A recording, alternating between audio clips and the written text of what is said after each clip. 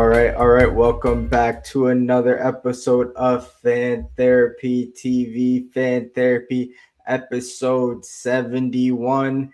Another football episode for you guys. It is the off season. It is not the off season for us though. We are coming to you somewhat live in the flesh, not really digitally, with the football content, dealing with the same panel. Love these guys, love talking football with them. They are regulars at this point. Connecticut versus Rhode Island game regular captain Connecticut. He is also a track and field state champion junior year.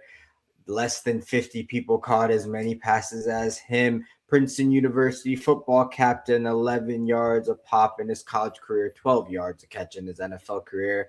With the 138th pick, the Browns made the very wise decision of selecting this person. He's graced the Jags Cardinals with his abilities as well. He is the greatest coder in the country. Seth, how are we doing today, bro? I'm doing great. How are you, Justin? I'm doing good, doing good. Another week to talk football, another week of the off season, but we're gonna knock them down one by one. That's Just right. like some reps.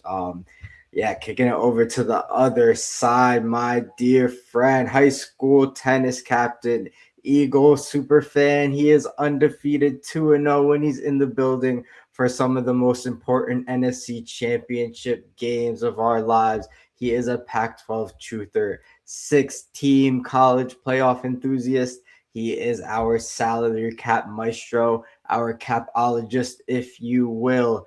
Fan therapy, college football analyst. Go Miami of Ohio. Go Tyler. How we doing today, bro? Doing good. Combine this weekend. Got a lot of look at guys in Absolutely. shorts, but a lot of fun. Miami, Ohio is leading right now in half. Big news, but excited to talk ball. No, absolutely. That's huge. Huge for your squad. Yeah, big time of year. We know you love the combine. Huge time of year. For football fans all around, the Titans fans will be getting a little bit into what this offseason could mean for your team. But guys, today we have to do the news. Today we are doing the news. We gotta bring in starting off the show, right? Only one place to start this. Kyler Murray. He has been cut. He has probably mutual conversations. I don't know how clean this was, but a lot of talks going into this offseason. Kyler Murray will not be an Arizona Cardinal next year. He was drafted by this team first pick in his draft class.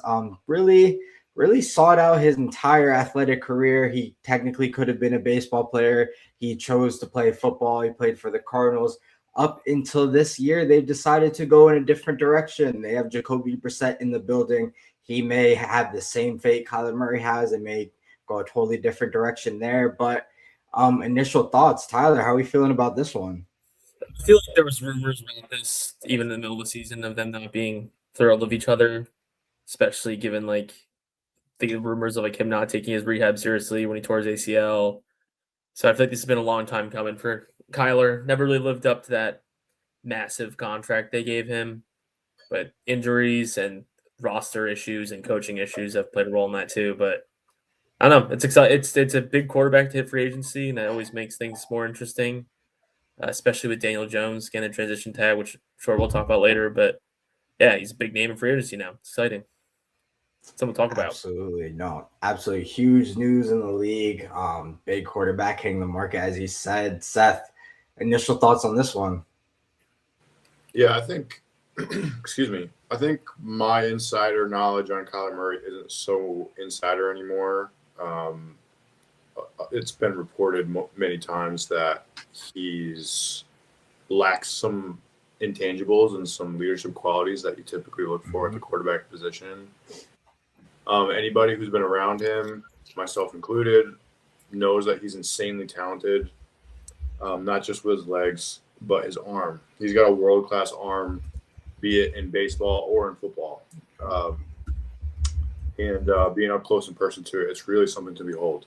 He is an amazing athlete, really an amazing quarterback, but part of being a great quarterback is communication, leadership, and these are qualities that he has some working on to do. Sometimes leaving your first team is a bit of a wake up call, and I hope that he can kind of put the pieces together because he certainly has the qualities to be very good in this league. But it's not a surprise. But with somebody of his ability level, it should have never happened. But given the circumstances, it's not a surprise. Yeah. Absolutely. We're having this conversation on the basketball podcast around a different athlete. Sometimes when you're a sought out athlete or just a sought out asset in whatever field you're in, your whole career can go. It can be very inspiring one way, or maybe sometimes you can kind of rest on your laurels. Kind of listing off his accomplishments as an athlete, it's actually insanely impressive. Football alone, Heisman Trophy winner, AP College Football Player of the Year, David O'Brien winner, obviously first team All-American, Big 12 Offensive Player of the Year, no doubt. And then moving over to the MLB side, he was the 9th pick in the MLB draft. So really not. I know we have these stories about the Russell Wilsons and the AJ Browns. Like he was legit, literally could have had a career in that sport. Yeah. So yeah, these things you can have all the talent in the world. And I guess the biggest silver lining here, the blessing for Kyler Murray and the blessing for NFL fans is we probably will see this talent get another shot in the league. Hopefully, lessons can be learned. He can make the most out of this next chance. Tyler, off the cuff, any team do you think that he can land at, or do you think that could work for the situations he's in? Maybe a good marriage situation he's in and the team situation. I think it has to be the Browns. I know a lot of people are saying the Jets, but I just don't think the Jets are in a spot. Yeah. With their team looks to bring in a quarterback, but the Browns have an elite defense, and you have Todd Monken, the experienced offensive coordinator, brings in a veteran quarterback. Sucks you weren't able to keep Jim Schwartz. That top 5 pick you have now looks a lot different, or top 6 pick if you have a quarterback. Mm-hmm. Go get yourself a receiver, maybe. I don't know what they feel like they have. I guess they have Quinshon Judkins, right? So I guess they wouldn't go for Jeremiah Love. Yeah, so that would be the spot I would think. People are going to say the Jets. I saw one of my favorite guys to follow on Twitter, Brett Coleman. He was joking around about the Rams picking him up and just putting him behind Kyler, but that's probably not going to happen. But yeah, I'd say the Browns. No, I don't think there's many good landing spots for him, TBH, to be honest. No, absolutely. 138th pick in the 2017 draft. Seth, how do you feel about Kyler Murray joining that organization? How do you think that fit would be? You had a stint, 2016 draft. You had a stint with him in Arizona and then heading over in Cleveland, where you spent most of your career. How do you think you could fit in that building from what you do know?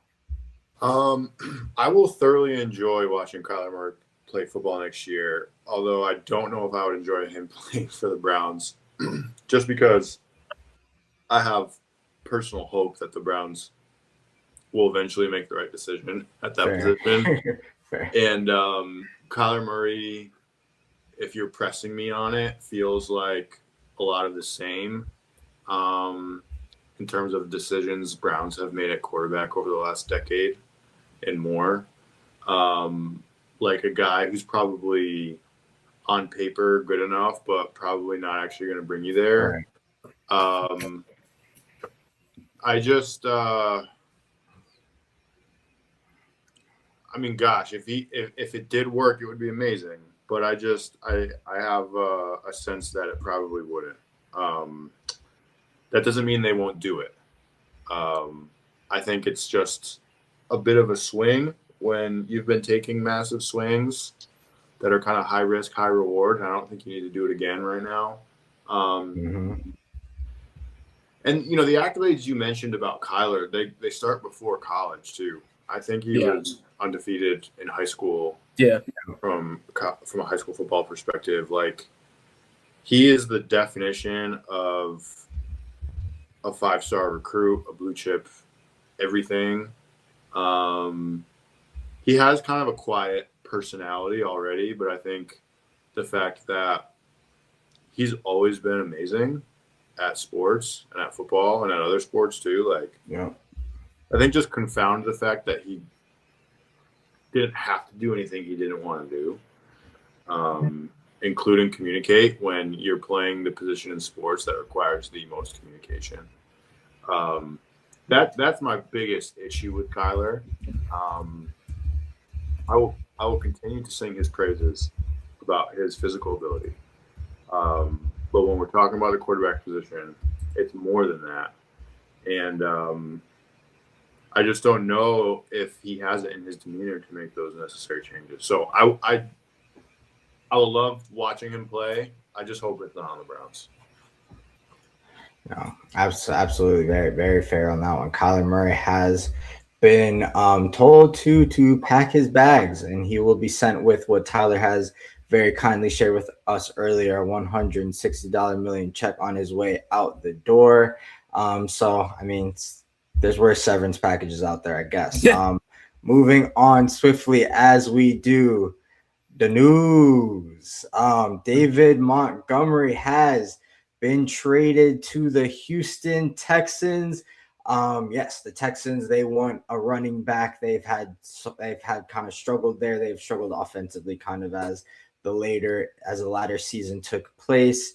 Something to support CJ Stroud, who we kind of talked about in depth last episode. They send Juice Scruggs and a 4th round pick and a 7th round pick. I'm assuming that's this year. Struggled to find that earlier, but assuming that would be this year, over to the Lions for the Knuckles half of the Sonic and Knuckles duo. A little bit on Juice Scruggs, 3-year NFL player out of Penn State.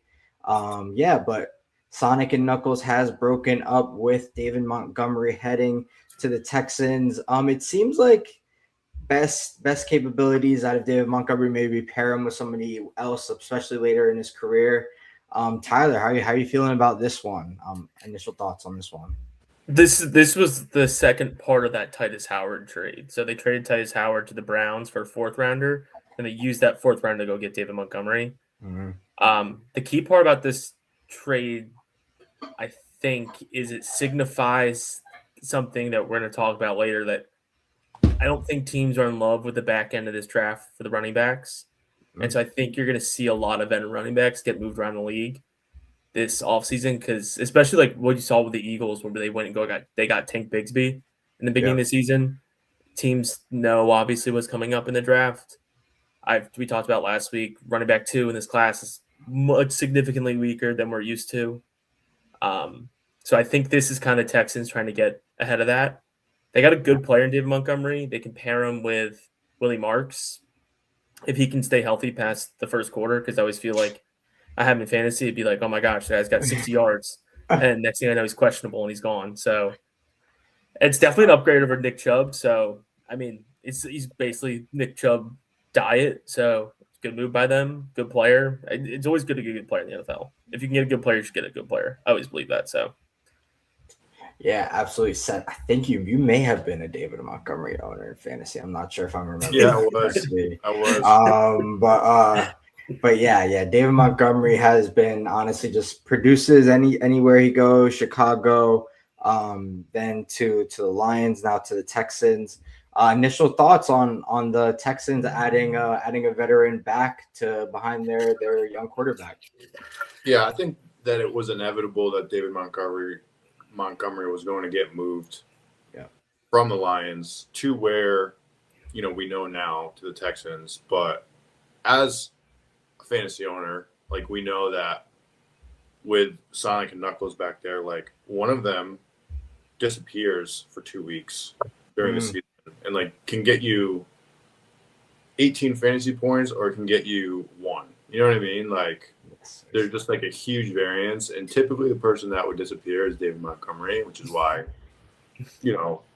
they've got a really great player in Jahmyr Gibbs. So I think this was inevitable. It was obvious that this was coming. He's a great player. David Montgomery, and he's going to have probably a much steadier fantasy football performance next year. So whether or not I'll have him, who knows? But it'd be good for David Montgomery owners. Shout out. That is great news. Seth putting his hat in the ring for another year of fantasy football. We love to hear it. Keeping it moving as we do the news. Going on franchise tag deadline day. This was a pretty crazy day as we were talking about the running backs. Not a lot of them. There are a lot of the conversation surrounding them, but as it looks forward, Breece Hall has been franchise tagged. George Pickens earlier has been franchise tagged. Kyle Pitts has been franchise tagged. And that transition tag was placed on Daniel Jones. We'll get into those a bit. But some of the names just to list that were almost tagged. They did not end up getting that franchise tag. So they will now be free agents. Trey Hendrickson, he posted the most swiftest goodbye to the Bengals I've ever seen. Alec Pierce, it was probably likely going to be between him and Daniel Jones. Again, we'll talk a little bit about that more. And then the running backs, Kenneth Walker, Seahawks, seemed like there were conversations around that. Their GM said he was trying to negotiate his contract during the Super Bowl parade, and he felt weird about that. Seems like they might have been turned off by that, so they said he can walk and find another team. Travis Etienne Jr., I am very excited about this one. He is going. Looks like he will be finding another team. Adafe away, and then Jeremiah Illuminor, Giants guard. He was signed during the very notorious Hard Knocks Giants episode where the Eagles got a very good running back. Digging into this one, keys. I want to go in here. Let's start off with Breece Hall getting $14 million off a franchise tag. The Jets kind of seem like they have weapons. They have, oh my goodness, Tyler, help me out here. My brain is just farted. The wide receiver on the Jets, Garrett Wilson. Thank you, Garrett Wilson, and as well as Breece Hall in the backfield. Justin Fields didn't seem like that to be the guy. Aaron Glenn is officially awake, up and at him during this offseason, so he can officially make some moves. Bringing Breece Hall back, another running back that everybody talks about, another fantasy high value member. Tyler, how are you feeling about this move? Do you think they should have kind of let him be free? Do you think they should have kind of given him some security in a deal, or do you think they did exactly the right thing? I'm not a huge Breece Hall fan. That's why I asked. I'm not a huge Breece Hall fan. I don't see paying him $14 million helps your football team not be the second worst team in the NFL.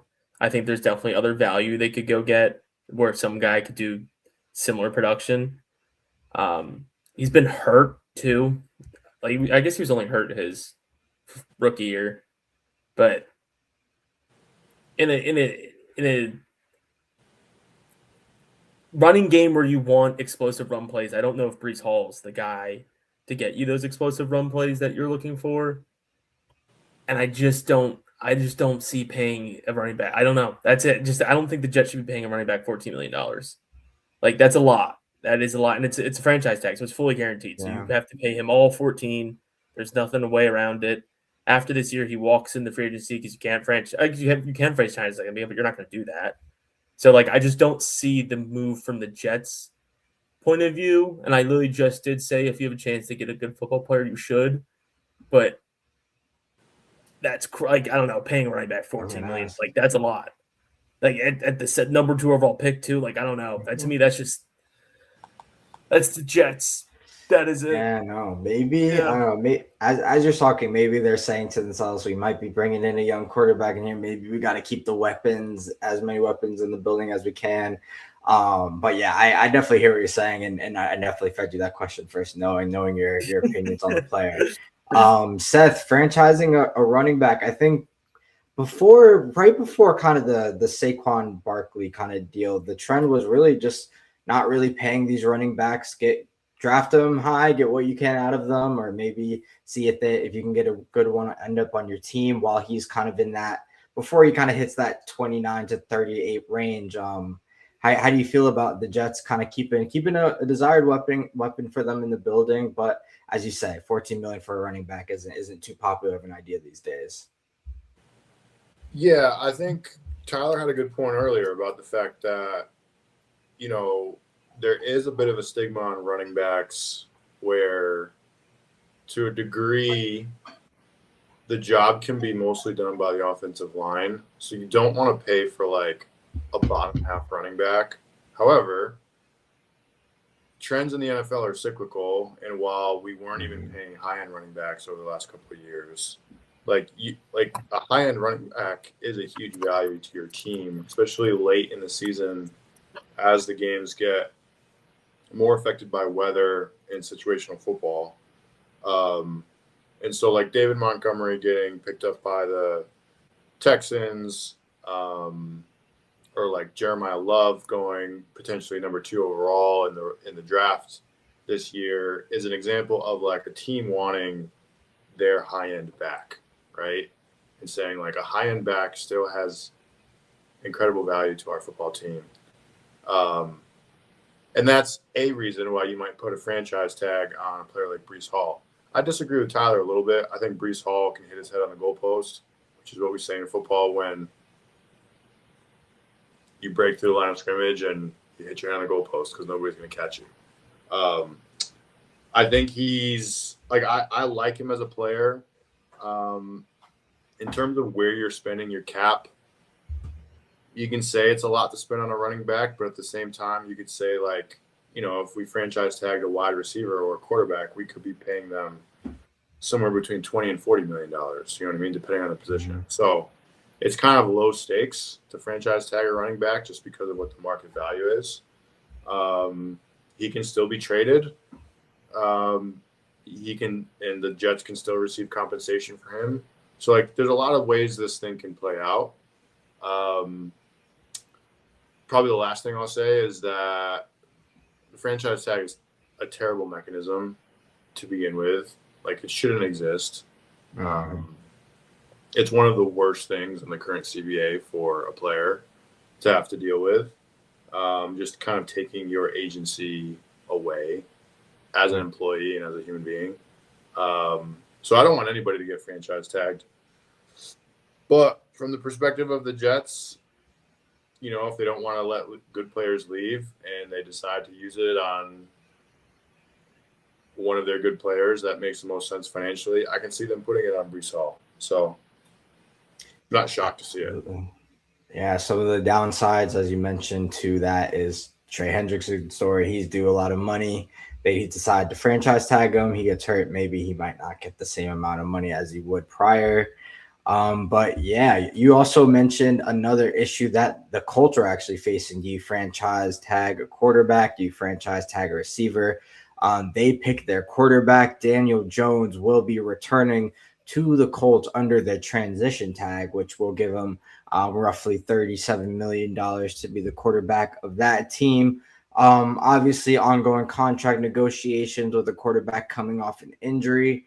Do you guys think perhaps maybe the Colts were lowballing him, or maybe Daniel Jones is feeling really good about his rehab, thinks he can really take it on a franchise tag, really ball out this year? How are you guys feeling about Daniel Jones going back to the Colts? We'll start with Seth this one. Sorry, Tyler, I keep peppering you with the first one. I mean, I'm a little bit surprised at this. I said 2 weeks ago on the podcast, I think Daniel Jones is in line to be the next Sam Darnold. I think the Colts have a roster that's really close to being good enough to potentially go all the way. If you would have polled football fans by week 11 last season, you might have said we had a Colts Seahawks collision course in the Super Bowl, right?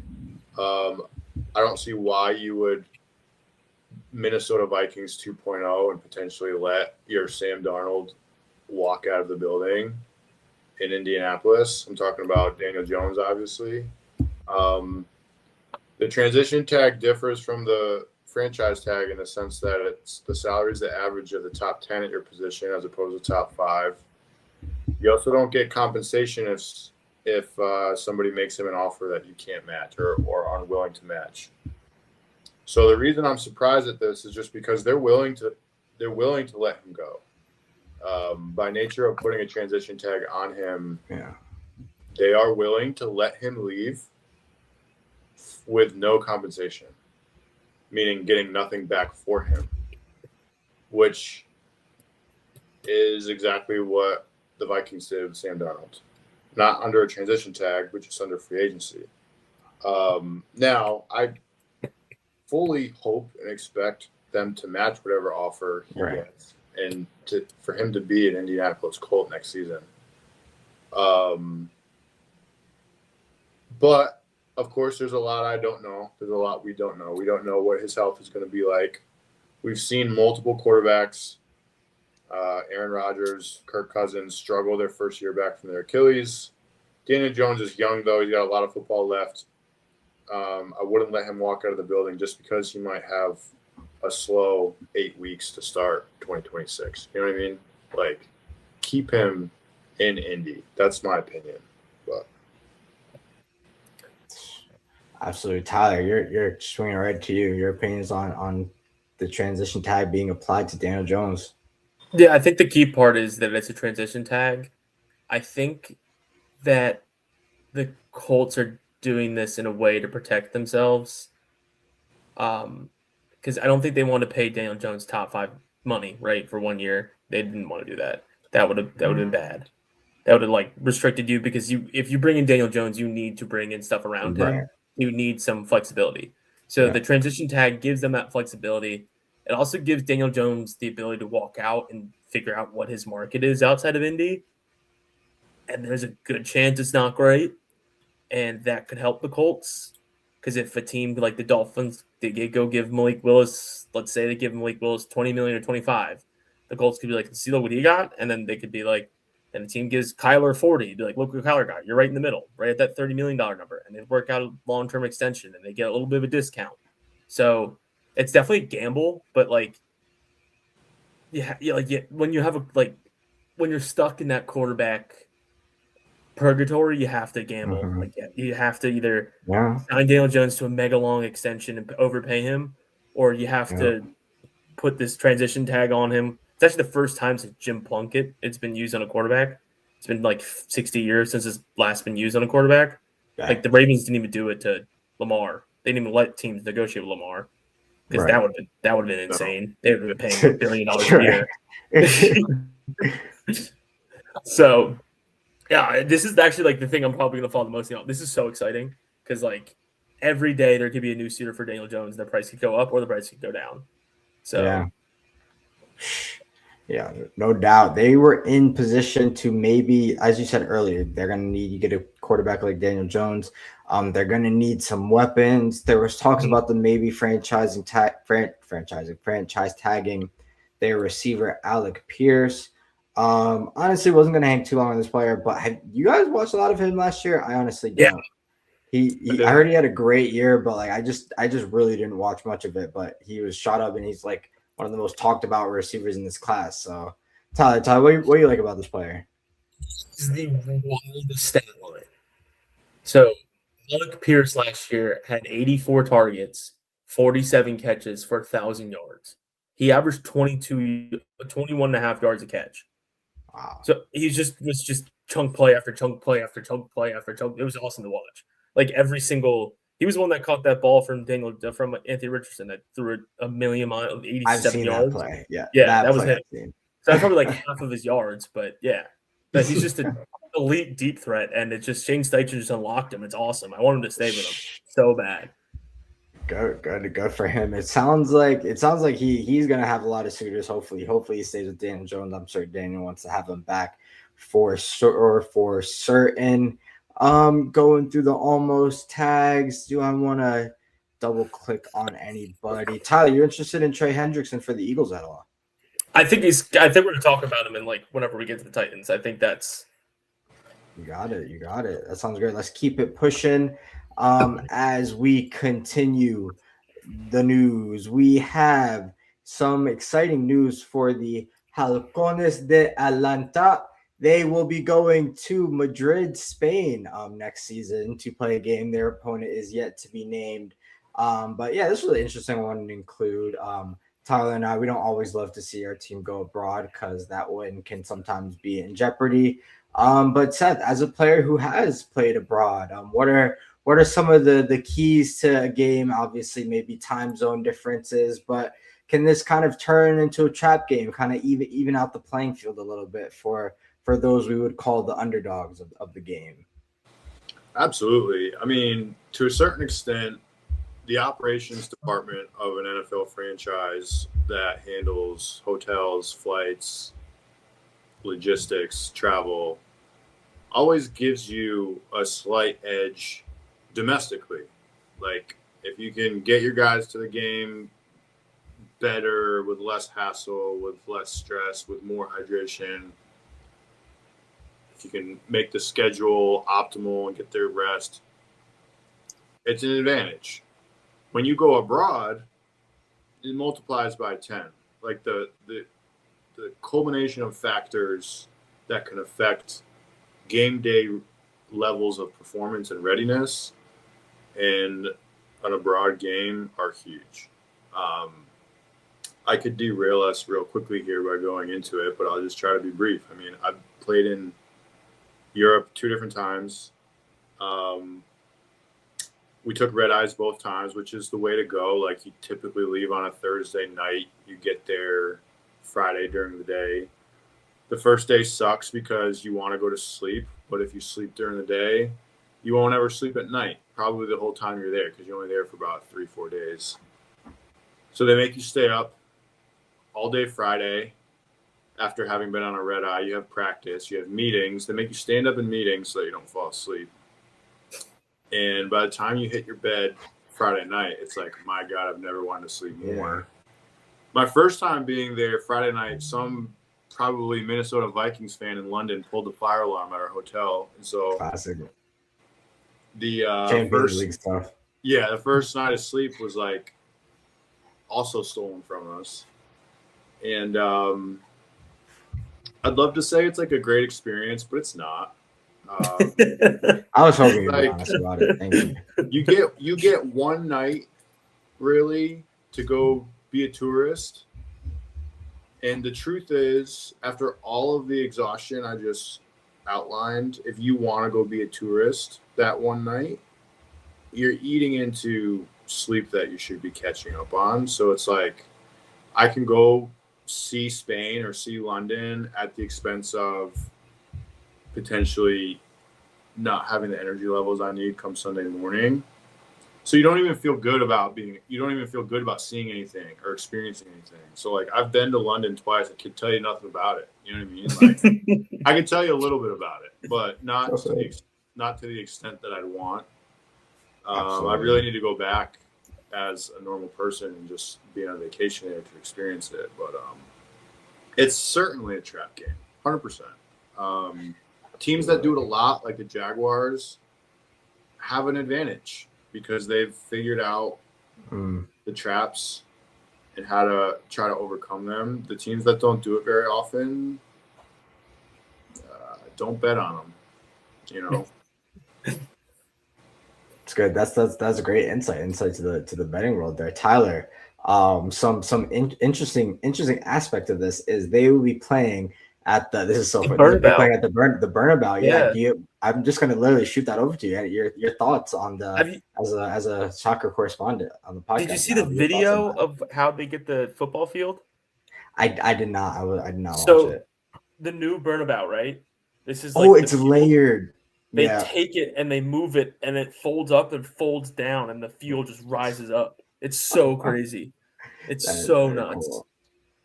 Cool. But Seth, I heard that the international flights on the way home, if you win, are quite fun. Would I know? I don't think I would know. I think I lost both of them. So. Oh shit! Did it? Damn. I know we lost in Cleveland. Yeah, I think we lost in Jacksonville too. But yeah, I mean, the flight. I'm sure it is, but it's really not worth it because you get home and you probably have a bye week, so that's definitely a plus. But you'd rather not spend 8 hours getting home. You know what I mean? Be it fun or not.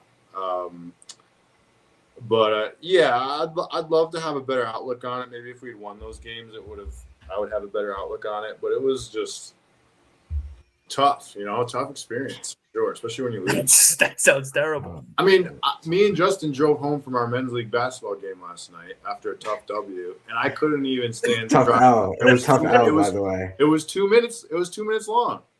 You're gonna stick me on an 8-hour flight overseas after losing a professional football game? I don't have good memories of that. So. No, that's very tough. Honestly, yes, we will shift on quickly from the bad memories. Combine check-in. We had some players that we shouted out on last podcast. Eagles are in need of a tight end. Maybe your team is too. Maybe your team is in need of an electric running back. Some players that really got us excited this week out of the combine were Kenyon Sadiq, Jeremiah Love, or last week, I should say. Very, very exciting players. Obviously known for their explosive playing abilities, but maybe you might learn something about them today. Definitely two players that people are going to have their eye on, especially the first player, Jeremiah Love. To see where they end up. Tyler, as I have something in my eye, we can kick it off with the guy from your Ducks, your beloved Ducks, Kenyon Sadiq. Obviously, as an Eagles fan, I'm sure you've been highly, highly watching this guy, especially as he ran very, very fast at the combine. What are your initial thoughts on the players? Maybe some fits or some things you're just excited to share about them. I think Kenyon Sadiq is probably the second or third best athlete to ever enter the NFL draft. He's jumps the highest for all tight ends of all time. He runs the fastest for tight ends all time. 6'3", 250 pounds. He's a monster. I don't know how Oregon made this guy because I follow these Oregon fan pages, and apparently his vertical, coming out of high school, is 33 inches, and now it's 42 and a half. So, their strength and conditioning program is out of this Nike, world. Baby. Yeah, Nike University. Shout out to all night. But his receiving ability is off the charts. Everyone always says he's Vernon Davis-esque running the football. And then as a blocker, you can see his frame just fits well for a blocker. He's able to get a good pad level and anchor. He can maul a linebacker because linebackers are tiny now. He can maul a safety because they've always been tiny. He can chip a D end. I don't think you'd want him. He's not I've always compared him to a better athletic George Kittle. Because I think he has that willingness to block like George Kittle does, where if he's pulling across the formation, he's gonna hit you in the mouth no matter how big you are. Justin, we have seen we went through it this year of tight ends that are not willing to crack someone in the face.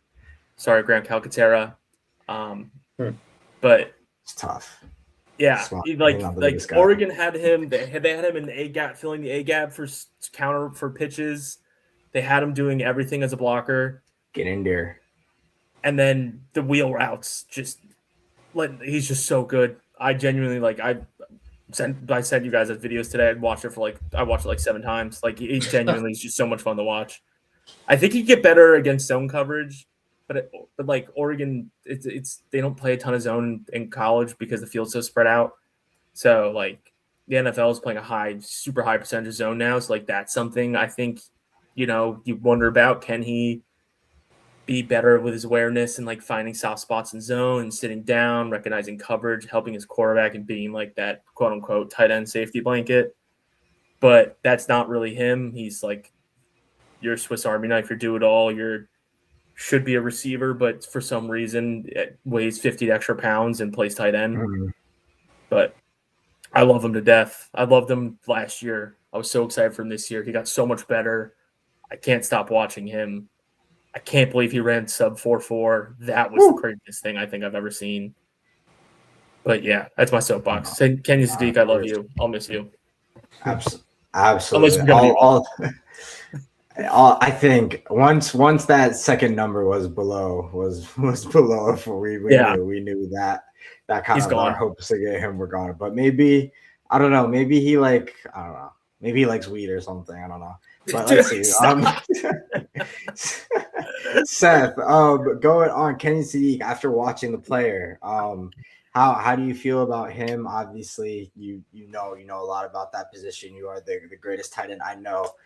The Von Miller stopper, as some may call you in this department. How do you feel about watching this player, Kenny Sadiq?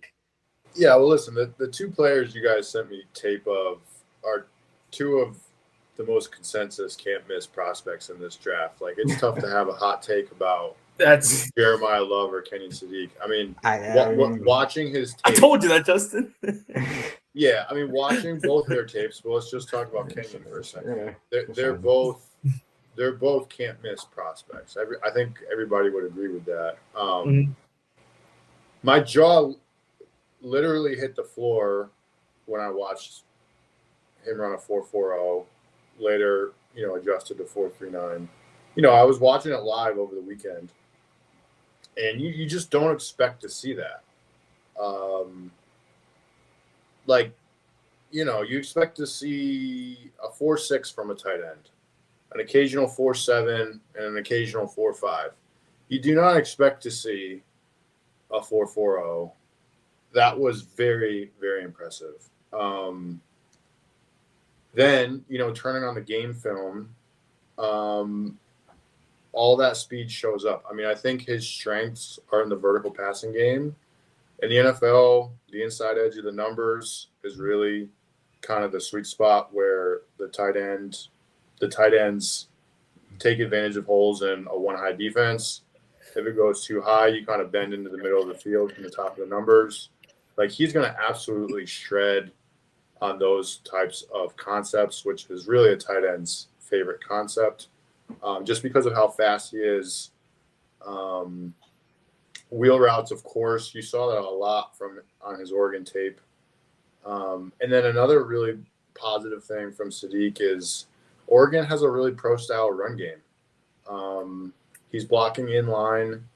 He's doing gap scheme. He's pulling. He's, reading +1 and +2 from the Mike linebacker on the other side of the line of scrimmage and counter and in power. So, like, mentally, he's involved in the run game. That all is going to translate very well to the NFL because he's going to be asked to do all of that stuff in the NFL. And the truth is, a player like Sadiq with his body type, when he's asked to do all of that, it's going to make him even more of an asset. Because when you put Sadiq on the field, we could run power, we could run counter, we could run zone read. We can also run 4 verts and all types of pass concepts. And are you going to send base defense on the field? Are you going to send nickel on the field? What bodies are you going to put out to match him? And offensive coordinators just take advantage, honestly, of the body types you match with. Because Kenyon Sadiq is the definition of a unicorn Swiss Army knife that can, he's like the kid on the basketball court who can get every rebound and also shoot the three-pointer. You know what I mean? It's just like, what are you going to do with him? If I'm going to be really picky, I think that his intermediate route tree is underdeveloped.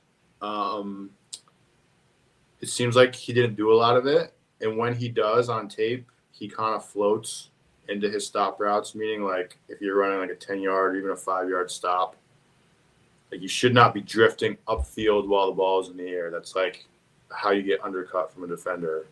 I've seen that multiple times from him, even on his highlights, right, which is the best of the best.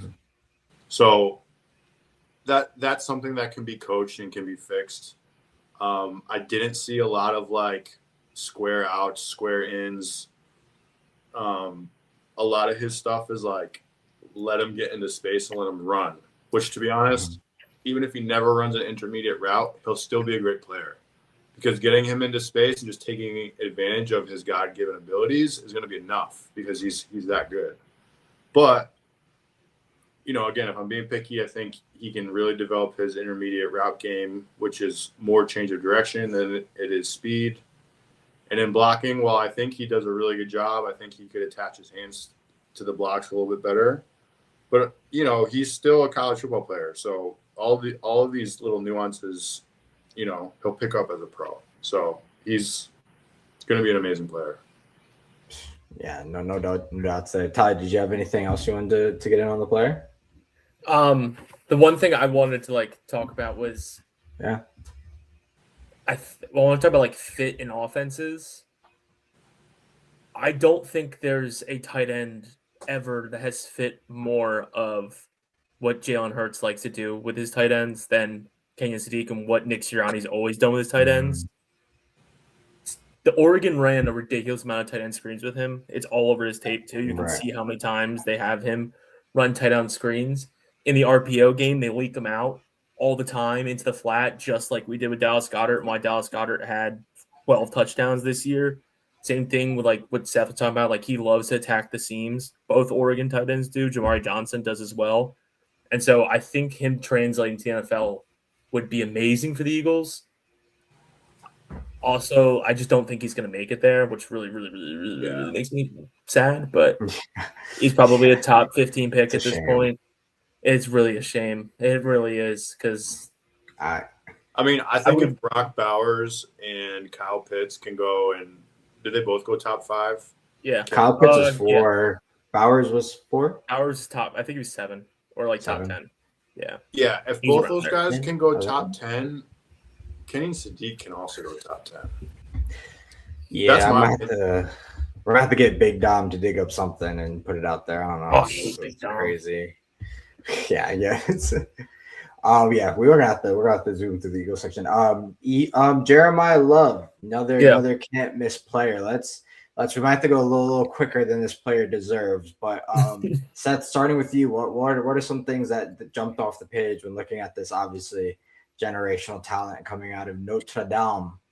Yeah, honestly, my first looks at him were at the Combine this past weekend. Obviously, he ran a 4.37. You don't get any style points in any of these drills, but my initial take was it didn't look like the most coordinated 4.37, which is really splitting hairs. But as I continue to watch more of him, I'm like, yeah, this guy's legit. I actually think he reminds me of Jahmyr Gibbs. The way he runs, I find that interesting. So that's interesting that you mentioned that about his 40. So, yeah. Yeah, kind of a slightly bigger version of Jahmyr Gibbs. And he's obviously a home run hitter. He's got that kind of speed.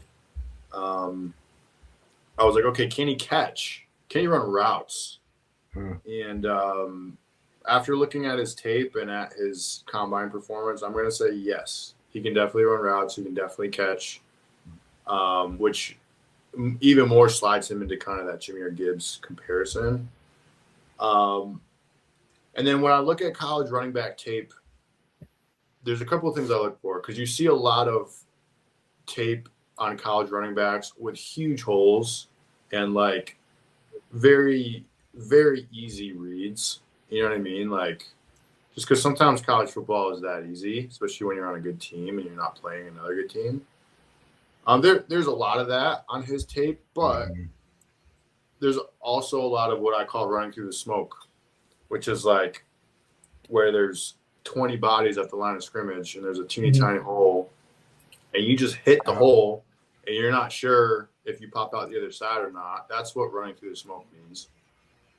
And I saw some running through the smoke on his tape too, which makes me feel like, yeah, the guy's the real deal. Can't miss. Just take him. Take him at 2, take him at 3, take him at any of those spots if it's me. Heard that. Tyler, feeling similar about Jeremiah Love? Yeah, Seth hit it right with the running through the smoke. It's actually insane. You'll just watch. You'll be sitting there watching a Notre Dame game, and you pick your head up, and it's 2nd and 5, and they run the ball, and next thing you know, they're scoring a touchdown. He genuinely is just it's Saquon Barkley-esque. That was my closer comp for him. He's not as powerful as Saquon, but he is just that weird. It's not weird, but it's just we saw all last year with Saquon. It was oh cool, run play on first down, touchdown, and he's just gone, and people are just chasing after him. Nobody even touches him. When he cuts with such people always talk about his reacceleration. It's jumps into his cut, and then his first step out is so much quicker than everybody else that like you have to dive forward to try to get him. You can't get him out of his cut. You have to predict where he's going to go after his cut, but you can't do that because he's already gone. He's already in the end zone. So like he's the ultimate just perfect running back for this NFL, which you want. I like the Jahmyr Gibbs comp. I think Jahmyr Gibbs is a little more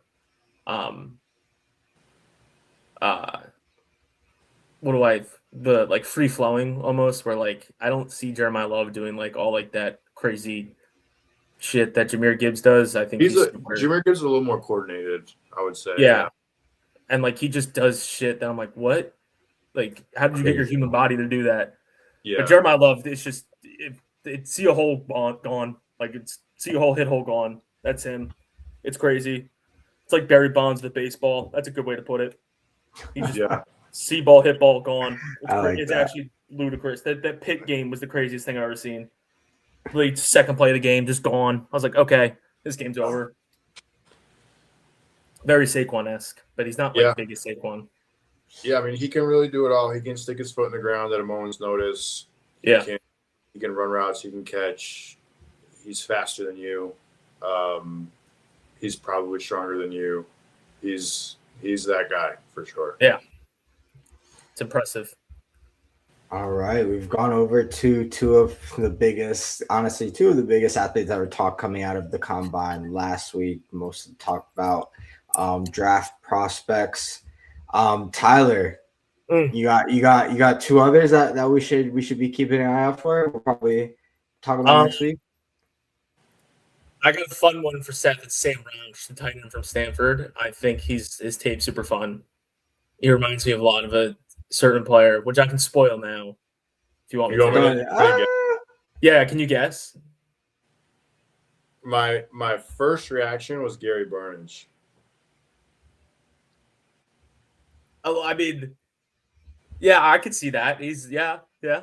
That's not what you were thinking of. That's no, fine. that was my first reaction was the way he runs routes, the way he carries the ball, and his kind of like uncoordinated style of production reminded me of Gary Barnidge. Yeah.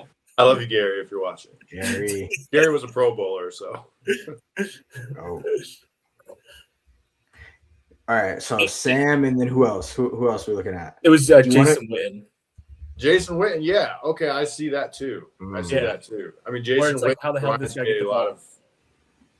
Or Gary Barnidge reminds me of Jason Witten too. So yeah, it's like Justin. We went through this our whole childhood. Like, how the hell did Jason Witten get the ball 40 yards downfield? Like, what? Absolutely. Why has this guy got the football right now? I should have put myself in your shoes, thinking like, who did Tyler grow up watching? Because I've probably seen a lot more of Gary Barnidge than you have, and you've maybe seen more Jason Witten than I have. But yeah, that makes sense. And other fun players. My new favorite player in the draft probably is Emmanuel McNeil-Warren, the safety from Toledo. Oh yeah. Absolutely. Ran a 4.5. But the way he plays football is so much fun because he would play single high, and if you tried to throw anything near him, he just was on it, just there, just it was sick. Gotcha. I'm excited to look into that one because I was hearing a lot of people talking about him, so I'm very excited. I really would like him to be an Eagle. That would be my current top player because I think he would work really well in that Fangio defense as that next to Makuba because he can come down and hit people a little better than Makuba. Yeah, no doubt. We definitely need to fill in that safety gap. I'm going to zoom through. Honestly, not too much playing for the Eagles section. Jalen Phillips was kind of listed as those players. Maybe could be tagged. Honestly, we kind of thought probably he will not. It turns out he was not. Also talks around Max Crosby, also talks around Trey Hendrickson. Can the Eagles use one of those kind of openings and conversations to fill in the gap there? We will not continue too much on that one. We will circle back on that one next week. Skipping through where we will end it. We gotta fix this team before we get out of here. We will be fixing the Tennessee Titans. So I will give us a slightly brief rundown on kind of where the Titans sit, and then we'll go ahead and try to hit some of the major keys and show how the Titans can turn around their season. I believe they only experienced winning 3 times last year, so definitely looking to improve upon that. So going into the offseason, the Titans, they have what most people would say have decided on their franchise quarterback moving forward. So now they need some offensive weapons. They thought Calvin Ridley would be that guy. Calvin Ridley is a friend of this podcast. He is extremely nice. We will never slander the name of Calvin Ridley on this podcast. But he is looking like he will be a cap casualty this offseason. So a team will benefit from his services somewhere. Going back to the Titans, they need an O-line very badly. Their run game ranked 30th. They had the likes of Kevin Zeitler, very, very, very well-known player around the league, very respected, but he will be a free agent this year. It looks like they will have to look into extending potentially Peter Skoronski maybe this year, maybe next year. Going into their defense, it looks like they will be having a new structure under their new head coach, the cousin of Mike Vrabel, Bob Saleh. They have Bob Saleh coming in. They have decided Saleh is going to switch up things. He very quickly decides to make the move for his guy, Jermaine Johnson, another player I like. They trade another respected player, Devontae Sweat, over to the Jets to do so. Also on that defensive end is an investment they made in L'Jarius Sneed, who this year may be another cap casualty as well. They do need to bring in a safety similar to the Eagles. Among those roster decisions, they also have a quarterback they drafted highly named Will Levis.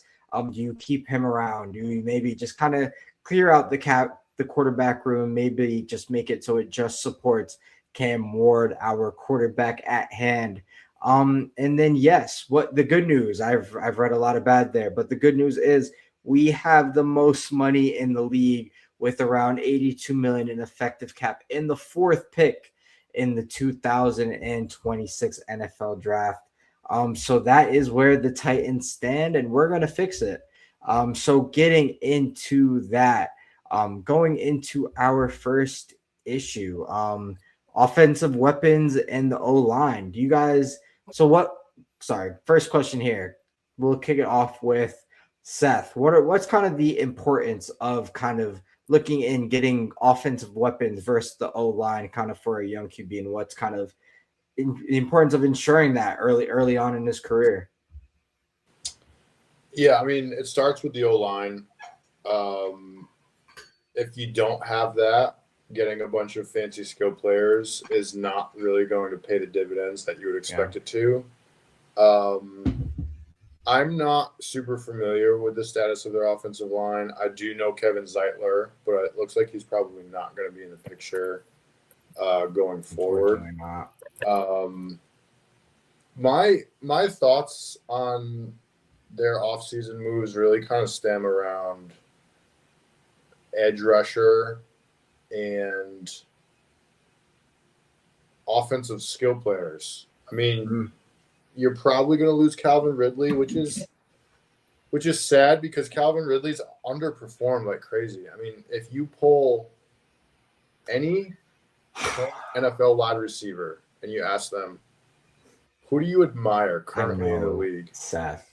They will all say Calvin Ridley. They all respect Calvin Ridley, his commitment to the game, his status as a technician, and just the teach tape that he puts out. However, he's struggled to stay healthy and he's just not produced.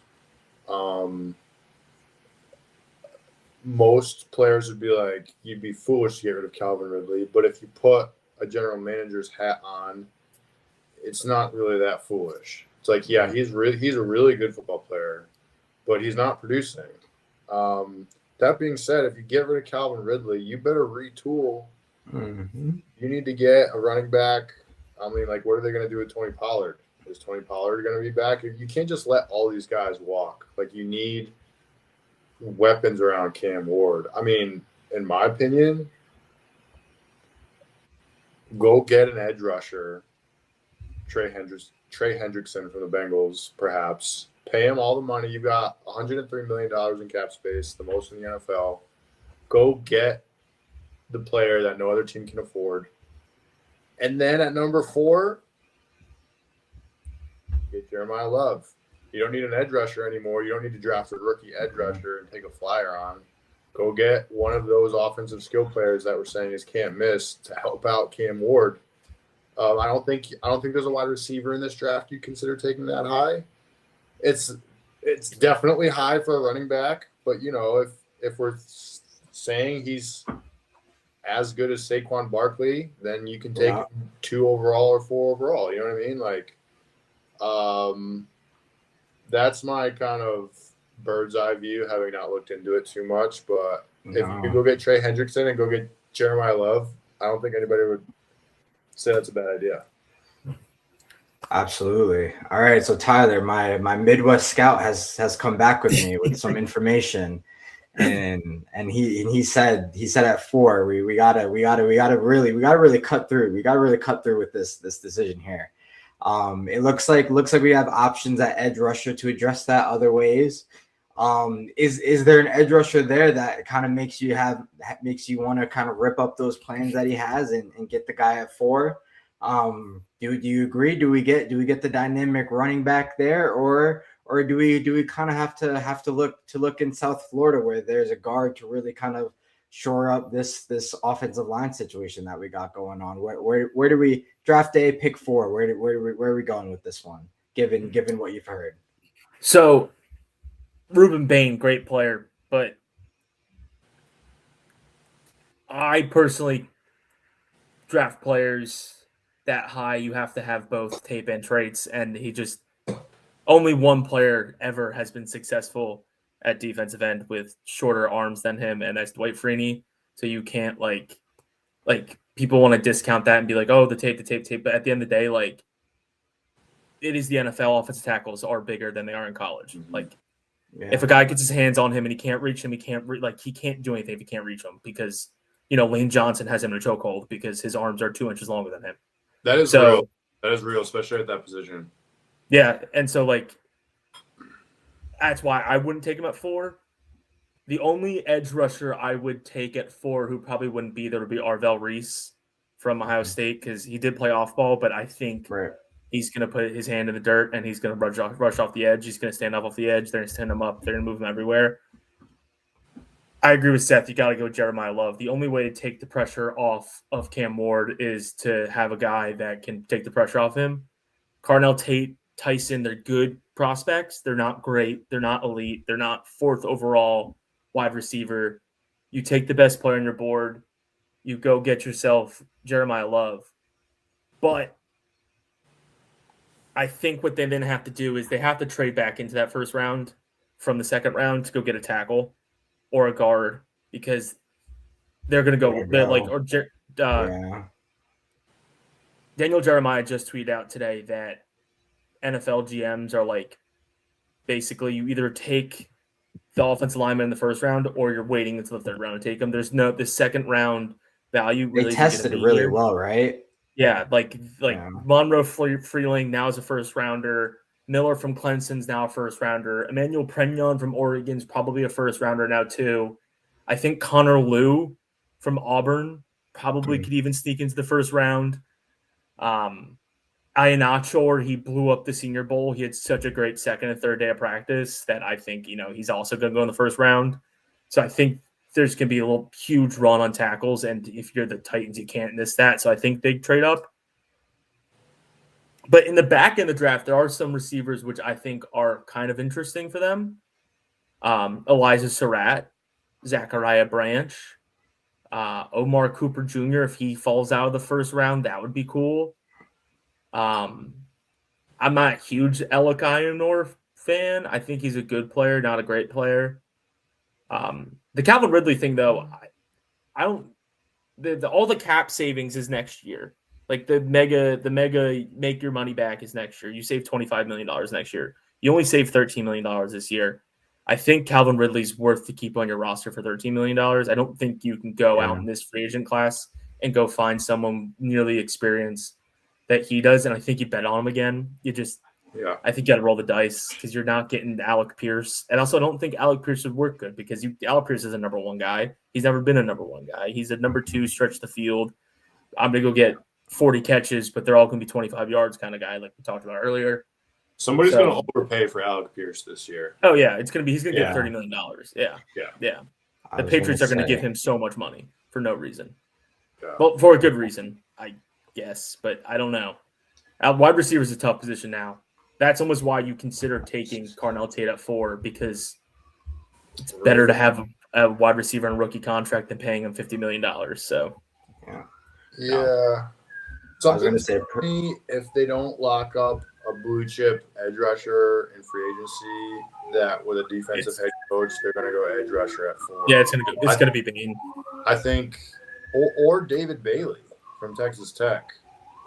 That's the only thing with David Bailey with Jermaine Johnson. You've got two pure. I was going to say they picked up one run stopper because you just got rid of your best run stopper in Tavondre Sweat. Yeah, true. That's a good point.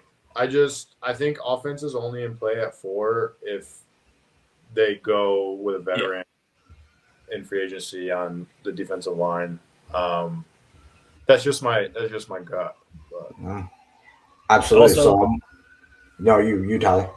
Justin, this is another place. This is probably the high end of your guy, Caleb Downs. This would be his high end.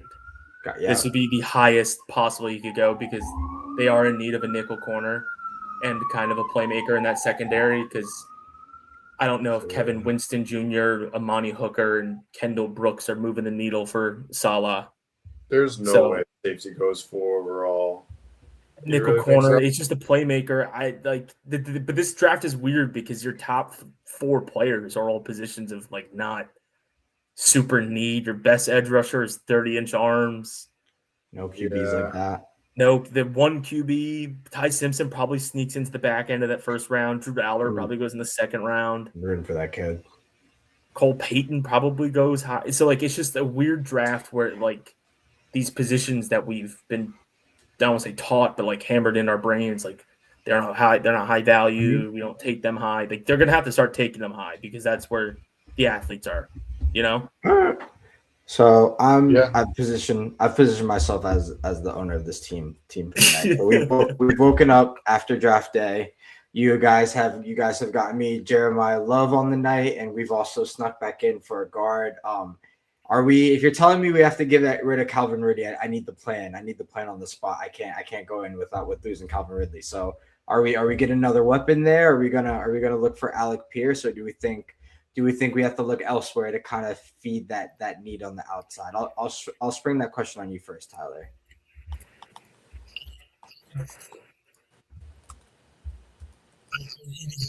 Oh wait, your mic messed up a little bit. 1 second, Tyler.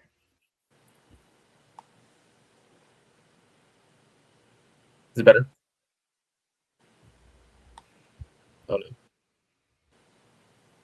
You're good. Can you hear me? We're good? Yeah. Oh, okay. Go. I'll tell you what weapons. Yeah, you gotta. I guess you have to bring him back unless you love Juwan Jennings or Wan'Dale Robinson. I don't know. There's not much there. You have. Oh wait, Wan'Dale. I'll take Wan'Dale. I like Wan'Dale. I do like Wan'Dale Robinson, but I need more for $5 million. That's crazy. I mean, that's what I mean. It's a wide receiver market. Yeah. I think 25. I mean, Alec is in that. I take Wan'Dale. You're paying Calvin Ridley $13 million to be on your team because that's how much you'd save by cutting him. Gotcha. Yeah, I think the consensus is don't cut him. I wouldn't cut him. At least among this area scout. This very humble, lowly area scout. Sorry. Don't cut him.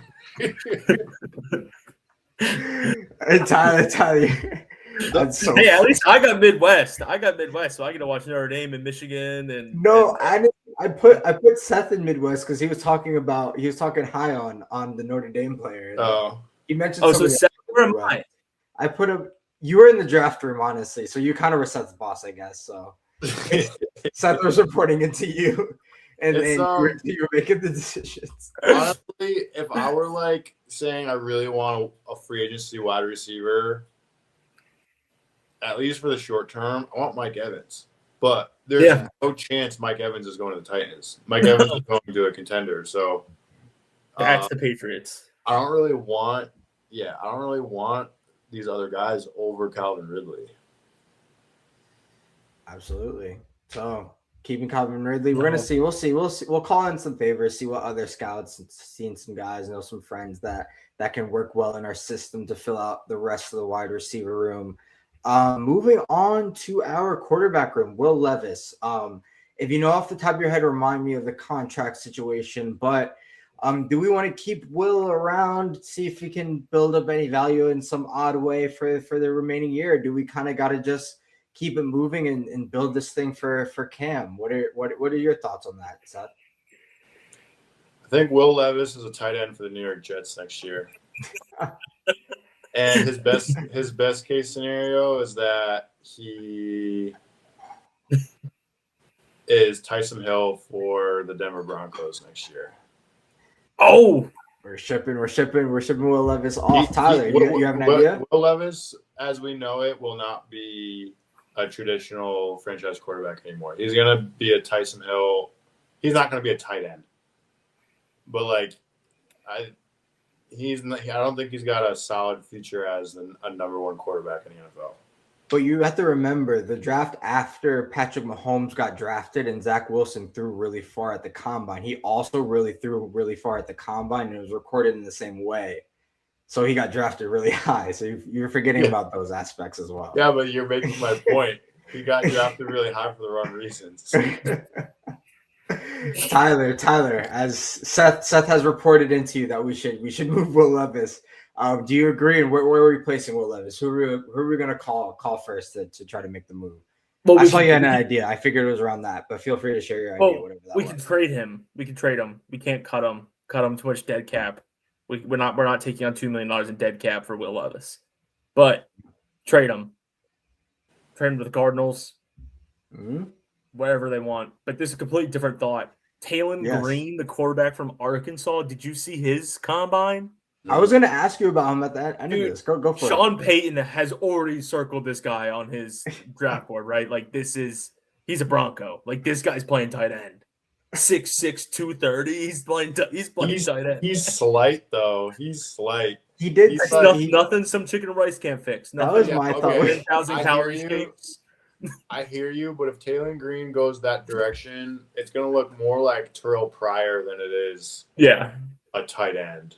Terrell Pryor, 4.36. Get out of here, receiver. He's kind of like Terrell Pryor 2.0. Terrell Pryor is a better athlete and a better quarterback, probably. But I don't know if Terrell Pryor ran a 4.37 though, or whatever he ran. But that's Terrell Pryor though. Terrell Pryor, the exact number he ran. NBA All-Star. Yeah, Terrell Pryor is one of the greatest athletes ever. Yeah, I'm convinced Terrell Pryor could have been anything he wanted. Oh, he could have. That shit was crazy. He just went he's incredible. All right, guys, I got one. We got one more player we got to do. Bring the Terrell Pryor to the Titans. I think that's what we just did. Did they not do that? Where did he end up after the Browns? Were the Browns the ones that paid him? Jets were the team that the Jets paid him as like one real wide receiver contract, but then there was really nothing after that. All right, we will try to avoid that with the Titans. All right, contract that we paid that we may be regretting. L'Jarius Sneed from the Chiefs. We made him the highest paying corner out of his free agency class. Do you think we got to wheel him out there? Maybe Saleh likes him. Maybe our coach likes him. Get him some more pressure on the quarterback. Maybe that'll make him a better player. Thoughts on back out there. Very, very does Saleh play press man? Yes. So then they got to keep him, right? Like I wouldn't get rid of him. It's a good press man corner. Played Spags defense. Yeah, that's definitely one of Snead's strengths. I don't really know too much about this situation. I don't know if he's hurt. I don't know if he's complacent because he got paid. These things happen, by the way. I mean, you make somebody generationally wealthy, and they've, already accomplished the goal they set out to accomplish. So what now is there to do? But again, I don't know why he's underperforming. Again, you don't just let all your best players walk out of the building. You don't let Ridley, Snead, Pollard, Zeitler. You don't let all these guys go, especially when you have cap money. Like, maybe there's no reason to make more space. Yeah, maybe some guys had a down year, but like you're gonna be the 2016 Browns if you let all these guys leave. That's literally what happened in 2016 in Cleveland. We had a strategy where we're gonna stockpile draft picks by getting, by trading veteran good players for draft capital, and we're gonna rebuild this team through the draft. Trust me, it does not go well. You don't. They got to keep some of these guys. Yeah. I've been there, so.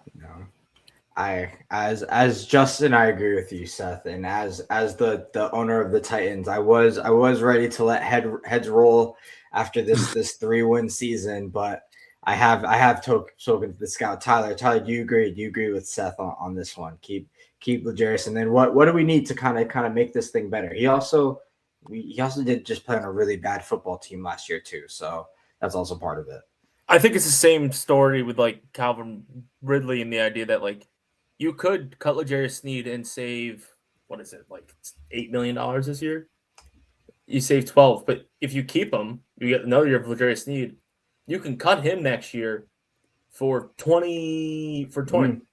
So like, absolutely, you might as well keep him for the year because the cap savings are next year. You just cut him next year, or I bet you save him more if you cut him post-1.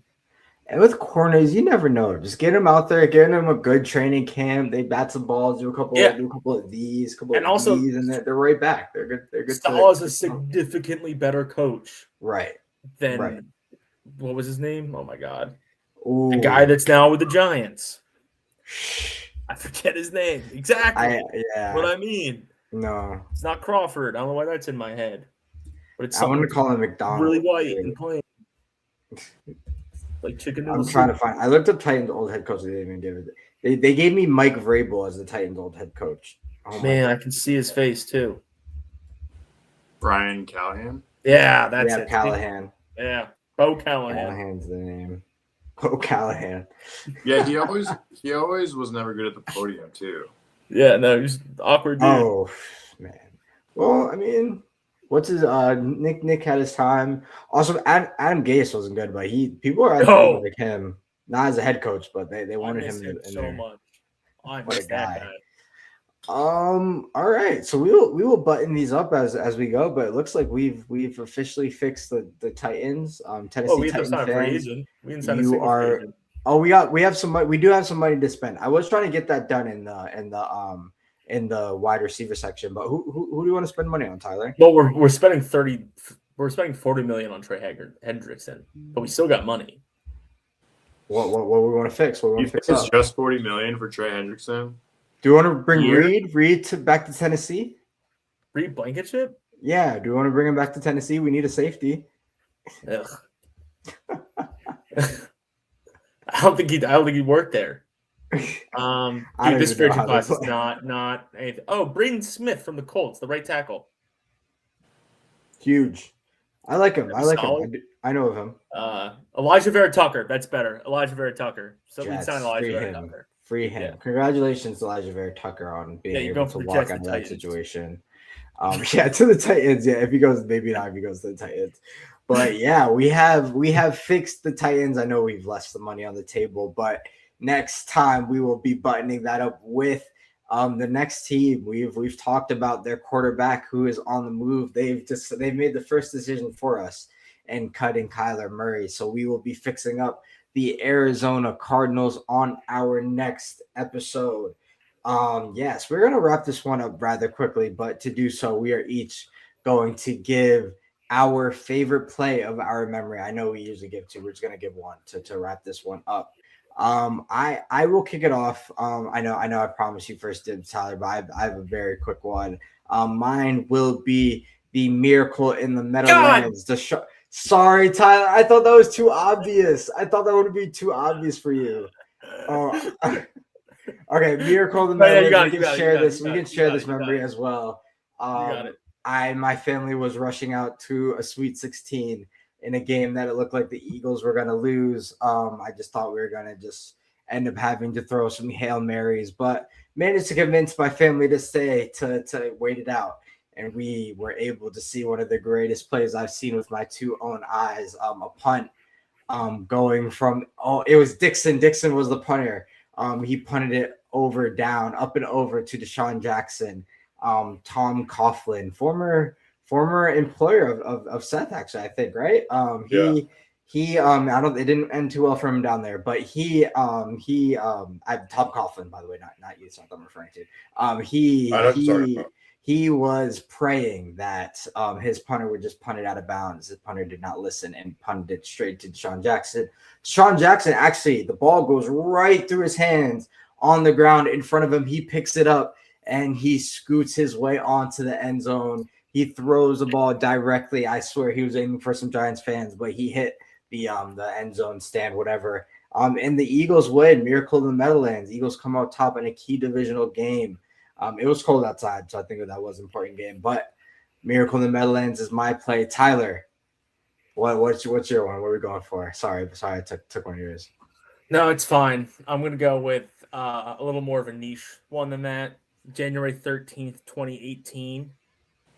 Eagles Falcons NFC divisional game. The Jalen Mills call PI on Julio Jones. Who Jones pushed him will be burned into my memory forever. I was running back after that. I was sitting in the stands with my sister's fiance, and I've never been so nervous. We have a backup quarterback in. This is the best Eagles team I've ever seen. And we have Jalen Mills lined up on Julio Jones, the 5-yard line in press coverage. I have a video in my phone of my hands, and I am shaking because I'm like, oh, this is it. The guy with the green hair this is where it ends. And it's going to be over. The best team I've seen, the road ends here. And Matt Ryan throws the ball up, and Jalen Mills just mugs him. Pushes him out the end zone. And everyone in the stadium, you could hear the gasp because we all thought that was it. He just tackled him out of bounds. But yeah, I love Jalen Mills now, but in that moment, that was so terrifying. That was the longest 2 seconds of my life. So that's one of my favorite memories. I like that one. That is a great pull, Tyler. Seth, what's your favorite football, college, NFL memory? There's so many that come to mind, but one of the coolest plays in my memory was seeing it live and then just like examining it, after the fact too. It's just an amazing play. Super Bowl 43. It's the Cardinals and the Steelers. Obviously, there's like the James Harrison, 99-yard pick six. That's not the play I'm thinking of, though. The play I'm thinking of is the game-winning touchdown, Ben Roethlisberger to Santonio Holmes in the back right corner of the end zone. Like a perfect two trajectory ball right over the outstretched arms of like two defenders. That's a poster for sure. Like fully stretched out. Yeah. Catching it on the pylon, toes just barely touching inbounds. Like just one of the sickest plays in Super Bowl history. That for me is probably top 5 plays ever. Just a very, very cool play. No, that is a dope one. And I will. We got to keep the pick six. We got to keep it just on the second one. We might the as well amount share of one time more. I try to replicate that catch into my couch is ridiculous. That's like the amount of times I used to throw a football to myself and try to stand on my tippy toes. That's it. Yeah, I would do that so many times into my couch. I think I broke the back of our couch. Nice. I used to get so nice at tracking the self throws over the shoulder to my. Dude, I was backyard. We're gonna do one more. We're gonna do one more. I can't. We might as well. It's we can get it done quickly. I will just go again just to keep us going. I will go with the Brandon Graham strip sack. That one. Do you have another play, Tyler? Do you have another one? Yeah, I do. Okay, good. Thank God. That one like almost felt like it kind of felt like I know it wasn't the end, but it felt like the nearest end to like an Avengers movie, like where they finally like oh my gosh, like I think we actually like killed the bad guy. Like we did it. Like Tom Brady, like I think we actually beat him. Obviously there's a Hail Mary chance that followed. But that play was just absolutely insane. It just felt like I just couldn't believe that we were gonna win the Super Bowl after that. Brandon Graham, such as just a vital piece of the organization. He's been there for his entire career. I think it was probably close to a decade, if not at that point. Just special Eagle making a special play in the most special game of the history of our organization. So gotta love that one. Tyler, sorry I swiped those two, but you got your knowledge, your historical knowledge is crazy. So I got to take the easy ones. I can either go for a serious one or I could go for a very non-serious one. I don't know which one to do. Go. I'm going to go the non-serious one. I'm Yeah. going to take the Cowboys play against the 49ers. They put Zeke as the center. That final play Yes. when that Zeke snapped the ball. Absolutely. Great pull, Tyler. That is an excellent pull. Funniest thing I've ever watched in football. That's a good one. I will never forget watching and being like, wait, is Zeke the center? And then the 49ers just lining up two guys over him, just plowing him over and hitting Dak, and the game's over. Like that was the most. I'm pretty sure. Was that Kellen Moore's last call as a Cowboy before he became an Eagle, or was that somebody else? That was Kellen Moore's last play call as a Cowboy, but then he went to the Chargers. Thank you, Tyler. Thank you. But yeah, that is a great pull, Tyler. I'm so happy. I'm so happy you went with that route for sure. That was just so funny. Like I can't believe they did that. I still can't believe they did that. Oh my god! I think I saw a video of them trying to explain, but yeah, absolutely nuts. Seth. I know I said we're gonna do one. You got a second pull for us? I do. I'm going back to the Super Bowl. I'm also going back to one of the Patriots' losses that Justin jumped on the bandwagon for with his take. Super Bowl 46. Giants versus Patriots, not David Tyree. This is deeper than that. Eli Manning to Mario Manningham. Down the sideline. Yeah. Left sideline. Yeah. Bucket. Dude, I'm the pulls I'm getting right now are just the sickest throws and catches and the biggest moments. Like Giants, I'm looking it up. Giants it's fourth quarter. Ball's on their own 10. They're trailing 17-15. And the breadbasket of all breadbasket throws by Eli Manning himself. Hated it.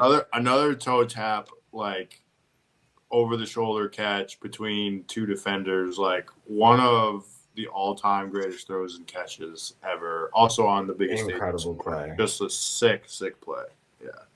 Seth, that's a fantastic pull. Mario Manningham was a name I hated to hear. Oh my goodness. I feel like he was never a star, but he did make some plays for them. I don't know why Brandon Jacobs is coming to mind as well. I'm just naming on Giants that I didn't like. Ahmad Bradshaw. Jeremy Shockey. I know. Oh my goodness. It was I got for somehow a Jeremy Shockey jersey ended up in like my childhood home somehow. I don't know how, but I would have took a Miami one though. Miami Jeremy Shockey jersey would have been cool. But yeah, that's anything else we want to get off for our hearts and minds before we get out of here? No. No. I'm just gonna keep ripping mock drafts. I did like 7 today. Okay. So. No, absolutely. When we were going through the picks, I was gonna write out. I was like, I only wrote out the first 2 rounds, but I was like, let me write out all the picks that they have just in case Tyler. But we will I grow did out 3 that Titans section ones as we today. continue on. You did 3? Yeah. How many trades? How many trades in the first one? So I try not to trade a lot, but then the CPU sometimes is really dumb. So like, You got to take it. yeah. Tyler saves all his personal days for the spring where he can do mock drafts instead of going to work. That's a great time. That's a great way to kill time, though. It's right there. Just Yeah. it, No, my TikTok lunchtime, I roll. just sit here and fire off some mock drafts. Oh, that's Like, a great way to kill. Talk to myself. I talk out loud what I'm doing, the reason why I'm doing what I'm doing. I love it. Can't get enough. Absolutely. I'm rebuilding the Clippers right now. But that is the episode. Thank you guys for watching. That Fan Therapy TV. Remember to like, comment, subscribe, tell somebody that you love them. And yeah, that's everything from us. Peace.